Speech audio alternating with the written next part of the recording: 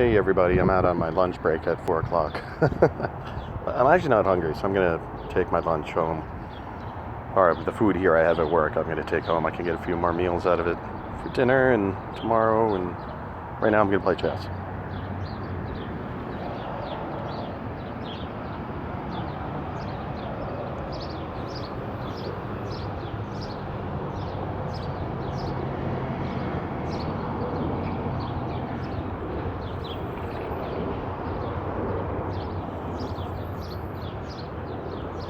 Alright, so here it looks like I almost have an unstoppable checkmate. Now, let's say, just for sake of making a move, he does this. I have checkmate. Now, let's say he tries to interpose. I can capture for checkmate. And let's say he comes here. That's only a check. King would come here. So that's one way out. And another thing I think he might want to consider, he could do this. The thing is, though, I'll take the knight, likely. But, so let's see how this goes.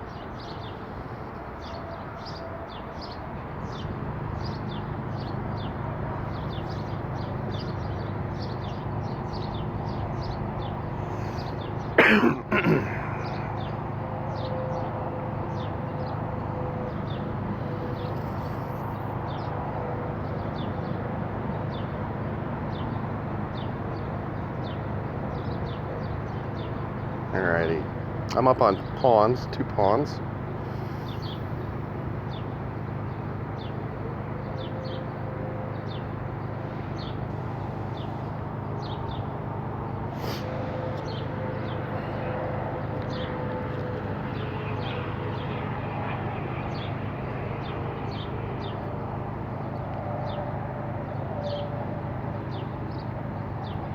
You know, that might have been a mistake. If he takes here first, well, if he takes there first, I'll just take here. So I was going to say, he can take this pawn, but I have that covered with my knight.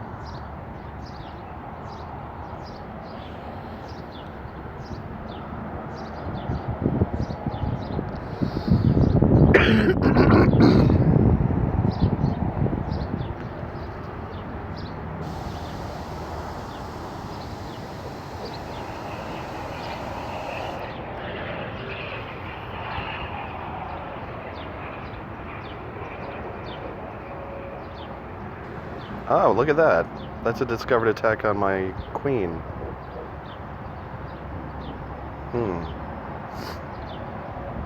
It's interesting.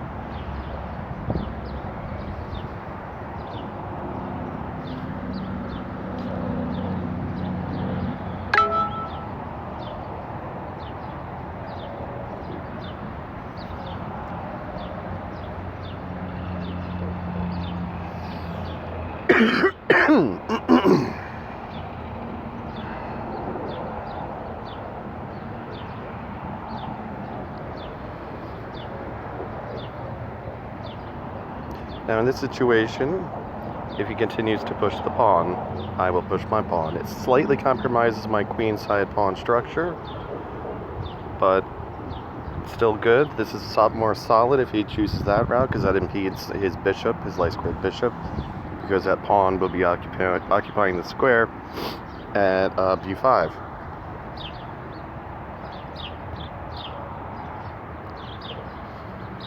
And before it was on b5, it was on b4.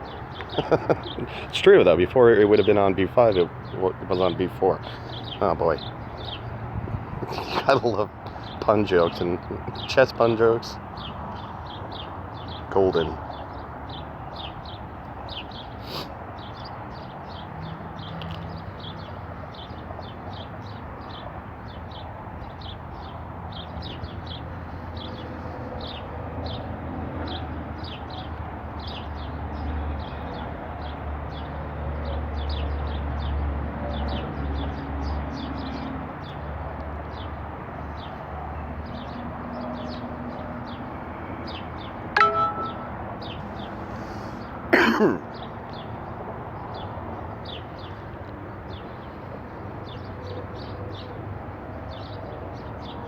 I am seriously considering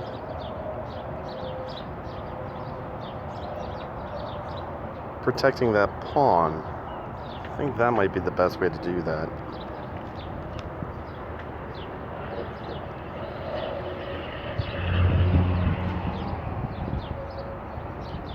And that bishop is still on pre.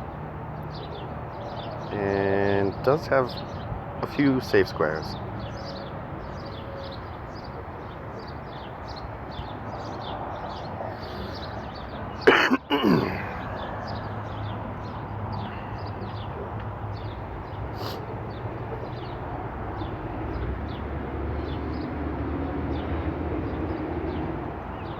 Yeah. That's the best move.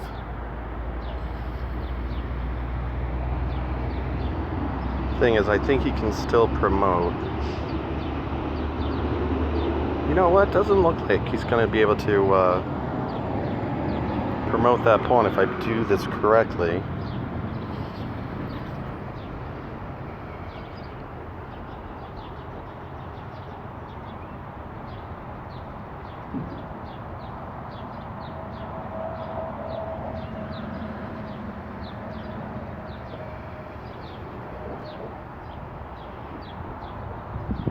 He made a mistake there.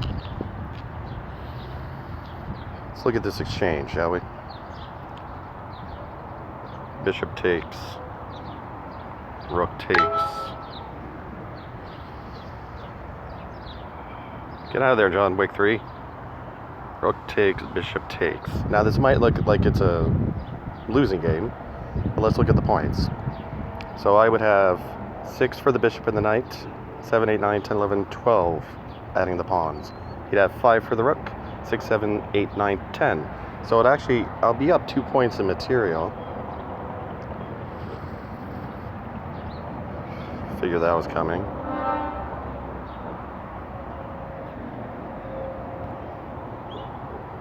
Oh shoot, hang on. Sorry about that, guys, I'm back. I forgot to set my timer. So when I forget to set my timer, I just see when I started the video. Alright, you know, I'm gonna have to pause again. You right back? Okay, back.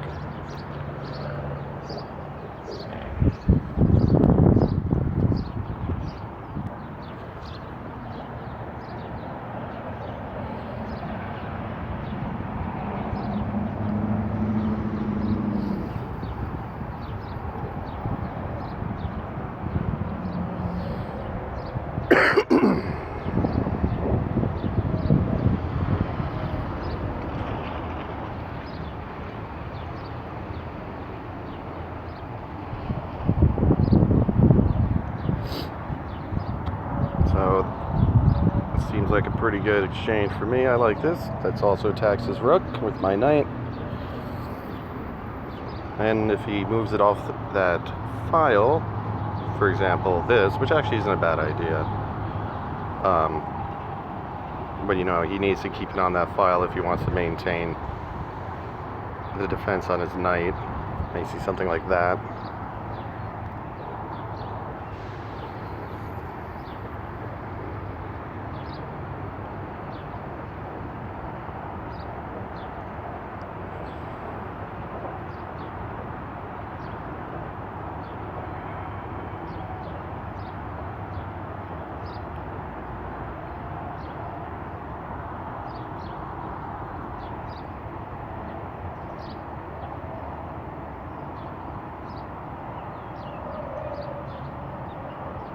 White is being very aggressive.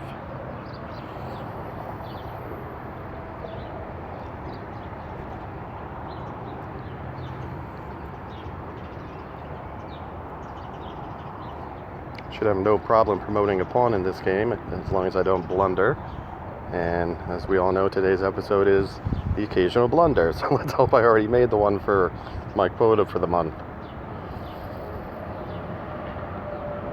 I guess it would be important for a chess player to realize that blunders are part of learning.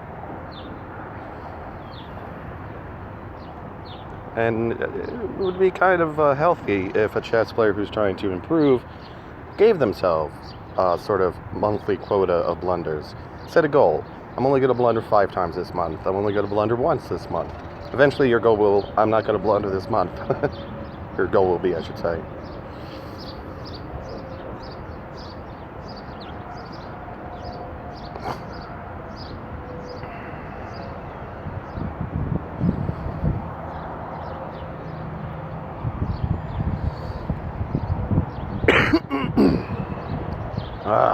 I hate it when they do this. Not when they offer a draw, but this app, it puts that message up over the screen. I can't see the position.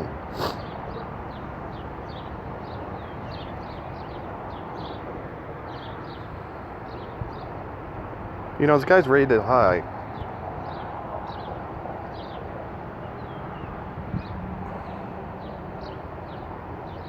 Alright, I think I can see through it.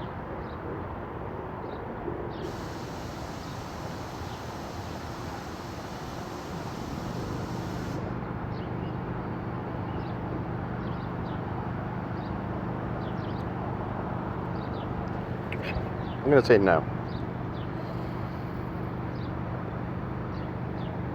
Because I think he's in Zugeswein. Well, technically Zugeswein is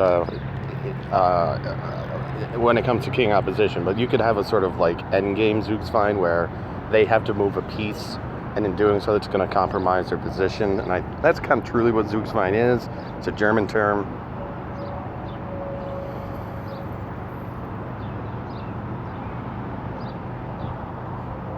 See here. What if I give check? He takes. I give check. Get you out of there. He comes. Whoops. No, he could go there. Likely he'd go here.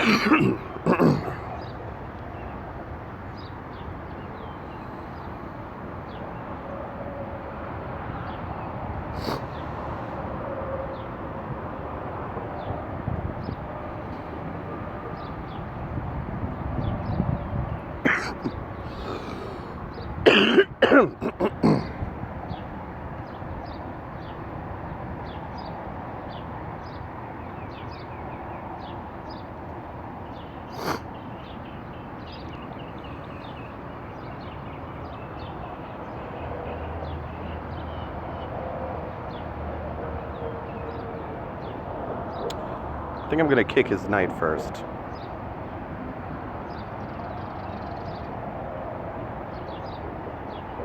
See what that results in.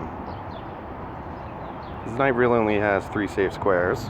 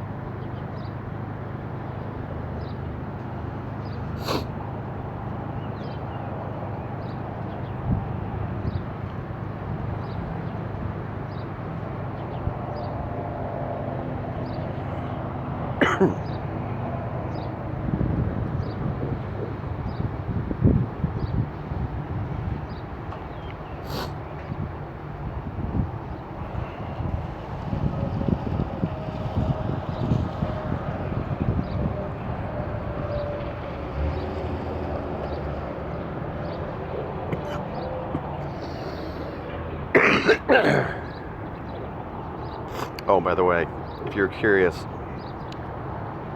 this is a guy who said to me, "You not looking too good stat this time." I said, "I'm only down 6 points."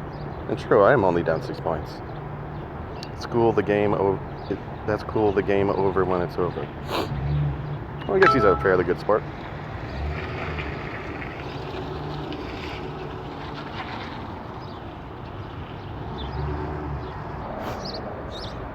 Right. Everything but the west side place. That used to be the Danish camp. Alright guys, sorry about that long pause. I was chatting it up with one of my employees, and then I thought he was going to leave, and then started talking again. Talking my ear off. Probably don't have a lot of time left on my break.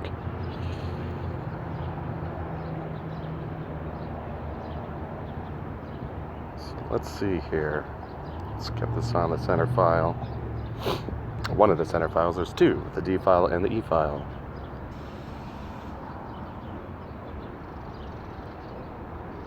Alright, this breaks things up a little, but still looks like it'll end in a draw. But I typically don't offer or accept draws. I was very seriously considering taking the draw from that guy rated over 2,000 just for the simple fact that it would help my rating. I'll probably play that tight and try to wait for him to make a mistake, and eventually a draw will probably occur, or I'll just finally offer him back the draw offer he offered me.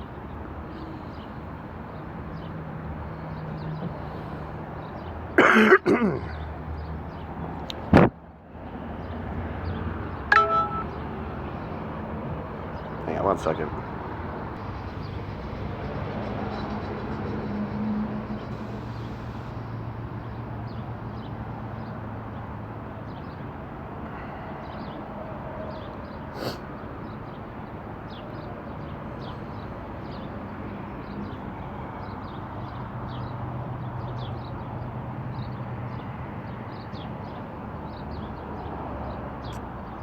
I can't do it that way.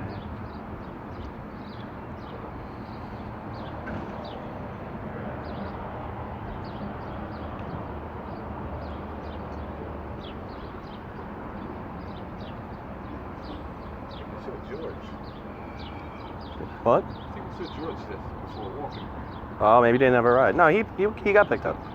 No, I don't think so. He gets picked up. Huh? He gets picked up. Oh, yeah? Yeah. Well, wait, hang on.